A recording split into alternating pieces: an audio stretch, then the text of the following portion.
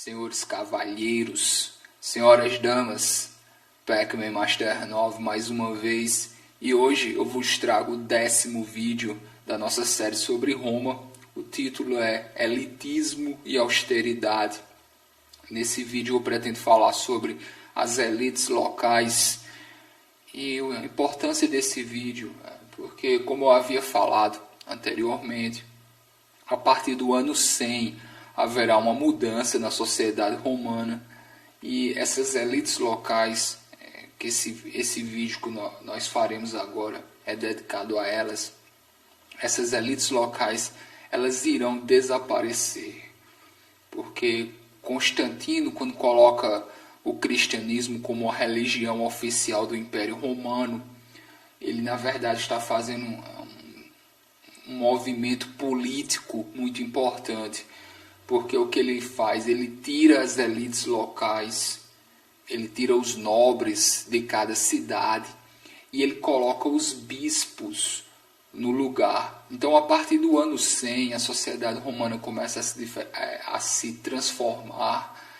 começa a ser uma sociedade diferente, e essa transformação ela vai culminar quando Constantino coloca o cristianismo como religião oficial. Mas a partir do ano 100 nós já vemos algumas modificações. Com relação às elites locais, nós veremos o desaparecimento delas. Você tem essas pessoas que vivem para a cidade. Elas nasceram, elas têm uma relação íntima e duradoura com a cidade. Essas são os homens públicos, são os notáveis, são os nobres. Essas pessoas que vão exercer qualquer tipo de atividade pública, essas pessoas a família delas tem uma relação muito íntima com a própria história da cidade. Então, as histórias dessas famílias, elas estão muito ligadas com a história da própria cidade. E esse grupo de famílias que nós chamamos de elite, os seus filhos, os seus descendentes, eles têm uma educação para servir a cidade. Então, essas pessoas elas recebem uma educação diferenciada, porque elas serão pessoas públicas. O que muitas pessoas não sabem é o grau, o nível dessa educação. Porque o que nós sabemos hoje é que um controle muito estudado da postura seria a marca de uma pessoa bem nascida. Agora, nós não sabíamos o nível desse controle. Hoje nós sabemos que essas pessoas eles tinham um controle atento dos menores gestos, dos movimentos dos olhos e até da respiração. Essas pessoas têm uma postura diferenciada frente às outras, porque nós temos a ideia de um contágio moral com as classes inferiores. Membros da elite, eles têm medo de um contágio. Literalmente, hoje, como nós temos medo de um vírus, essas pessoas têm medo em lidar com as classes inferiores, porque eles têm medo em se contagiar com elas. Essas pessoas, eles consideram, isso é interessante, muitas pessoas não sabem, não é só, eles não se consideram apenas moralmente superiores, mas a saúde do corpo também é importante para eles. O que nós sabemos é que esses membros dessas elites, eles acreditavam que a saúde física, você ter saúde física também era uma exteriorização da sua nobreza. Nós sabemos que a tradição de se preocupar com o corpo vem desde os gregos. Os gregos tinham a tradição da ginástica e os romanos têm da mesma forma. O que nós não sabíamos é que essas pessoas eles também se diferenciavam, as classes elas também se diferenciavam no que concernia ao corpo, a beleza do corpo, a saúde, que os nobres eles também, talvez boa parte da educação deles fosse voltada a atividades físicas, justamente porque eu havia falado aqui em vídeos anteriores que essas pessoas eles querem parecer como descendentes de uma casta de guerreiros. Então é natural que essas pessoas queiram aparecer com a saúde física, é natural que essas pessoas também dediquem uma educação militar, física, corporal, e que eles também se diferenciem nesse ponto. Então não é só a questão ideológica, eles não são só moralmente superiores como eles pensam, eles também se consideram superiores do ponto de vista físico. Essas pessoas eles não podem demonstrar que eles têm sentimentos, eles não podem demonstrar que as ações deles são movidas por sentimentos. Eu vou dar o exemplo aqui de você espancar um escravo em um acesso de raiva.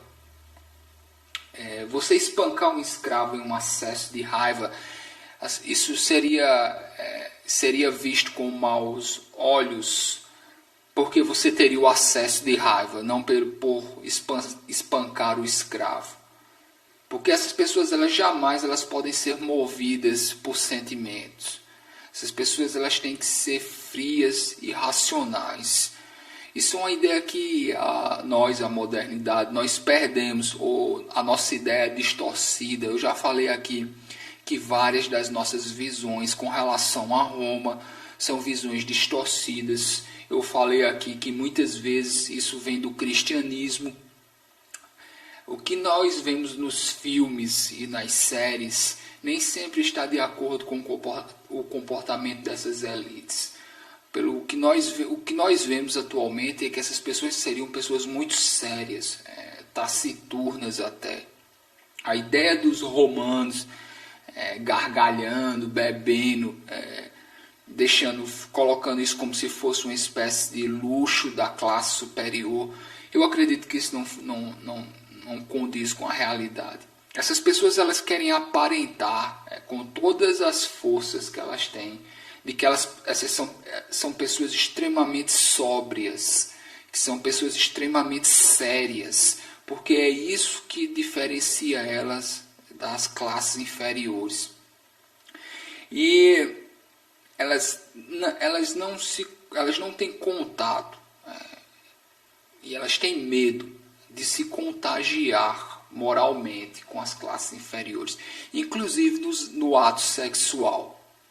Eu falei aqui em outros vídeos que mesmo no ato sexual, senhores continuam sendo senhores, servos continuam sendo servos.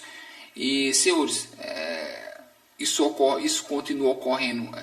O ato sexual, falei que ele seria mais uma espécie de masturbação, em que você usaria o corpo do servo para ajudar. Mas não tem, de nenhuma forma tem essa ideia que nós temos de que um ato sexual ele é igual das duas partes. E mais uma vez, você pode fazer sexo com seus escravos, mas você não pode se contagiar adquirindo costumes ou falando como eles, ou tendo qualquer tipo de gesto que lembre algo que venha deles. Vocês entenderam? Mesmo o ato sexual ele pode até ocorrer com os escravos, com os servos, mas a preocupação com o contágio moral ela continua. Tá ok? Essas pessoas, esses nobres, eles literalmente veem como se as classes inferiores elas fossem praticamente doentes. E essas pessoas, mais uma vez, essas pessoas têm um controle atento dos gestos, de como eles se portam frente aos outros. Como eu digo, o que diferencia a nobreza é porque eles são uma classe pública. E eu falei aqui que as pessoas acompanham o que os nobres fazem, mais ou menos como nós fazemos hoje com os filmes e com as novelas. Então faz lógica, é lógico sim, é compreensível que essas pessoas tivessem uma preocupação muito grande de como eles se portam publicamente. Eu falei aqui que as pessoas que procuram demais as mulheres são considerados efeminados. Mais uma contradição aqui, eu digo, mais uma visão distorcida que nós temos dos romanos, muitas vezes pelo cristianismo. Um homem que procura demais pelas mulheres, ele é considerado um homem efeminado em Roma antiga. E os romanos não veem nenhum tipo de complacência sexual como algo positivo. Mais uma vez, essas pessoas querem aparentar como pessoas extremamente sóbrias, sérias, taciturnas até. E procurar demais por prazeres, por qualquer que for, é visto como complacência, como defeitos da juventude, eu poderia colocar até. Essa classe, ela anda com os filósofos. Eu falei aqui já, mas é uma questão que eu volto reiteradamente. A figura do filósofo. Esses nobres, eles andam com seus filósofos domésticos. E eles querem aparentar que eles recebem qualquer tipo de conselho. Eu falei aqui com relação à filosofia. A filosofia em Roma antiga, ela é diferente da filosofia que nós temos hoje, porque ela é muito mais voltada para a ação ética. Eles não conheceram uma filosofia extremamente abstrata, com conceitos extremamente técnicos, como nós temos hoje. E o filósofo, cabe ao filósofo aconselhar, porque o grego e o romano, eu colocaria os dois. Se eu pudesse sintetizar boa parte das escolas filosóficas, eu diria que eles acreditam que a felicidade é quando o homem vive de acordo com a natureza. Então cabe ao filósofo pesquisar e estudar a melhor forma de viver de acordo com a natureza. Os nobres, as elites, eles vivem com os filósofos. Quem são os filósofos? Geralmente são pessoas do que seria hoje a classe média baixa. Essas pessoas, eles estão mais ou menos no mesmo nível dos gramáticos, dos tutores das crianças. Mas eles vivem perto das pessoas que têm dinheiro. E eu falei aqui que o filósofo, tirando o trabalho que ele faz domesticamente, aconselhando o seu senhor, a sua corte quase, eu diria, os filósofos, eles também fazem conferências públicas, principalmente quando eles viajam, quando eles chegam em cidades novas. Eu já falei isso aqui, eu já havia falado. Uma mudança que ocorre com a chegada do cristianismo é justamente com relação ao filósofo. Porque essa pessoa, ela vive perto das famílias ricas. Mais uma vez, ele é um conselheiro. Só pessoas importantes, pela lógica, necessitam de conselhos especializados. E mais por uma questão de estética mesmo. Porque essas pessoas ricas, elas querem viver perto dos filósofos. Porque eles querem aparentar que eles têm algum nível de cultura. Então, é uma questão estética também tem muito de você querer aparecer. E os filósofos, eles cumprem essas funções. Quando o cristianismo começa a aparecer, essa discussão sobre a ação moral, ela começa a fazer parte da vida dos escravos também. Eu falei que muitos dos problemas que eram tratados pela filosofia começam a ser tratados pelo cristianismo. Os romanos, eles procuram entender esses grandes problemas humanos, como a questão da morte, do porquê nós estamos aqui, do que é felicidade. Toda a área do conhecimento que discutia essas questões era a filosofia. Depois, quando o cristianismo começa a se popularizar a partir do ano 100 em Roma, o cristianismo começa a tomar conta dessas questões. E muitos dos costumes que eram dos filósofos romanos começam a ser copiados pelos cristãos. Inclusive essas pequenas reuniões públicas. E, senhores, eu falei inclusive aqui de conceitos que eram usados pela filosofia. O cristianismo pega. Isso é importante, mas isso todo mundo sabe, isso faz parte do cânone da história. O cristianismo, ele ele recebe muita influência da filosofia grega e romana. Mesmo que depois ele vá negar isso, em costumes, em conceitos e tal. Agora, como eu digo, o cristianismo ele se torna popular nas camadas mais baixas. Mas, senhores, isso é questões para o próximo vídeo.